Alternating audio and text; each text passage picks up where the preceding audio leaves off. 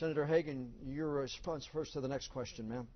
It was announced today that Republican leaders, including Speaker Tillis, plan to file motions to intervene in legal challenges to North Carolina's ban on same-sex marriage. With the United States Supreme Court deciding not to hear appeals to similar cases, what are your thoughts on defending the state's law? 60 seconds. Thank you, John. Not all two families look alike in this country, but I think everybody wants the best for their families. I did not support Amendment 1 that Speaker Tillis put on the ballot to ban gay marriage. And I think that after talking to businesses, it has really hurt our economy by having that on as legislation in North Carolina. As you've seen, courts have been adjusting these, looking at these rules. The Supreme Court has now said they are not going to hear this. I believe beginning shortly in North Carolina, marriages will be performed.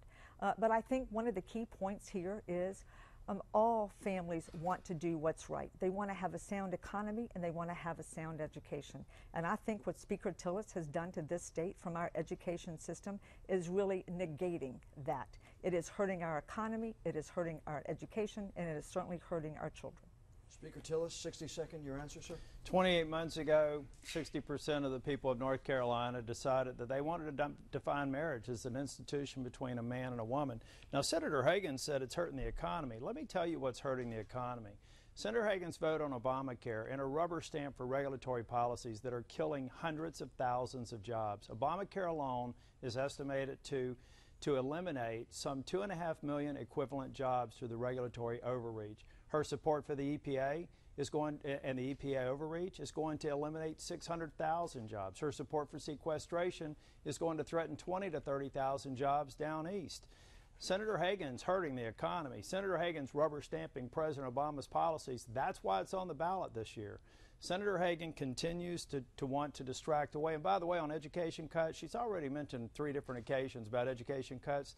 Those claims have been proven false. But I know why Senator Hagan's doing it, because she doesn't want to answer the real issue and answer to the people of North Carolina about her failed policies and her continued rubber stamping of President Obama. Thank you, sir. Mr. Haugh, 60 seconds for your answer, sir.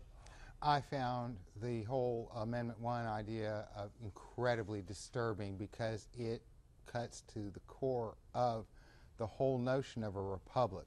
Constitutions are established in large part to protect and expand people's rights, and I found Amendment 1 to be repugnant because it goes in the opposite direction of telling other people what rights they do not have. Furthermore, I think it is the job of legislators to show some wisdom and to show some deference to the Constitution. And if a majority of people come to us and say, we want this or we want that, but it's unconstitutional or it goes against the principles of a republic, we should be able to stand firm and show some wisdom and say, no, we need to actually protect everybody's rights and let everybody live their lives according to what they see fit, rather than me trying to judge your marriage from Washington, D.C. Thank you, sir. Senator Hagan, your response, 30 seconds. I don't think the government should tell anybody who they can love or who they can marry. And what Speaker Tillis is alleging right now is to go out there and spend more state taxpayer dollars on hiring lawyers to continue litigating this issue. And this is after the Supreme Court has said the writing's on the wall. We're going to let these federal district courts, federal appellate courts go forward. And so far, marriage is being accepted. So once again, folks, Speaker Tillis is wasting your taxpayer dollars on further litigating a law that pretty much the Supreme Court has said, leave it alone. Okay, thank you, ma'am. Speaker Tillis, your response, 30 seconds, sir. I swore an oath to uphold the laws of the state of North Carolina. The citizens voted 60% for this law. That's why I'm doing my job.